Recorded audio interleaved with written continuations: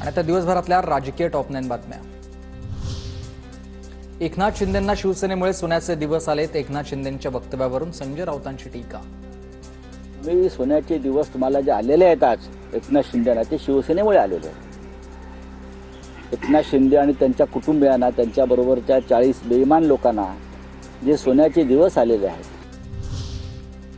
बाळासाहेबांच्या विचारामुळे आम्हाला सगळं मिळालंय। आम्ही बाळासाहेबांचे विचार सोडले नाहीत। संजय शिरसाट यांचं संजय राऊतांना उत्तर। एखाद्या गावात कुत्रे भुंकतात तशी कुत्र्यांची गँग भुंकत चालली। अनेक दिवसांपासून भुंकणं सुरू आहे। आता आला अंगावर की ठोकायचा, तरच महाराष्ट्र आणि मुंबई वाचेल। संजय राऊतांचं मेळाव्यात हे वक्तव्य। त्या गावात जेव्हा सगळे कुत्रे भुंकू लागतात एकत्र येऊन भुंका, तुम्ही आमचं काही उकळू शकत नाही। आता वाट पाहायची नाही आदेशाची सुद्धा। आला अंगावर की ठोकायचा, घ्या शेंगावर, तरच हा महाराष्ट्र वाचेल, मुंबई वाचेल। मी सर्वांच्याच संपर्कात, भाजपच्या संपर्कात आहात का, या पत्रकारांच्या प्रश्नावर जयंत पाटलांचं उत्तर।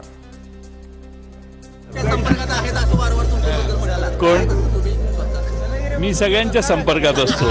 सगळ्यांच्या संपर्कात असल्यावर सगळ्यांची परिस्थिती कळत नाही। सगळ्यांची माहिती कायम राजकारणात ठेवायची असते।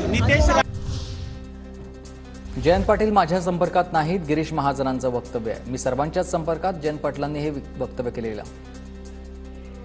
जयंतराव माझ्या संपर्कामध्ये नाही आहेत, ते कुणाच्या संपर्कात हे मला माहीत नाही।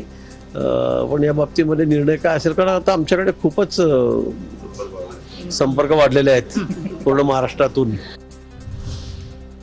औरंगजेबाची कबर किती वर्ष राहील हे येत्या दिवसात कळेल। संभाजीनगरमधील औरंगजेबाच्या कबरीबाबत नितेश राणेंचं सूचक विधान।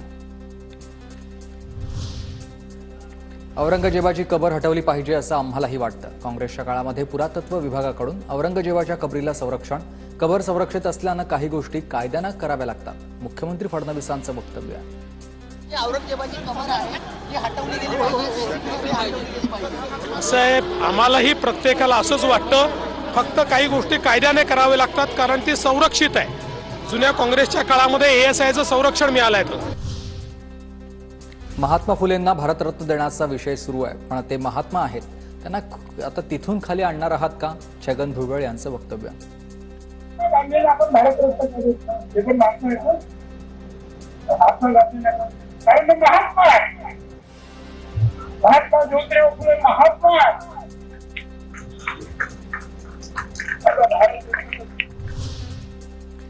एकनाथ खडसेंनी माझ्या बाबतीत निंदनीय विधान केलं होतं, तर मला पण एक खून माफ करण्याची मुभा देणार का, रोहिणी खडसेंच्या एक खून माफच्या मागणीवर अंजली दमानी यांची टीका।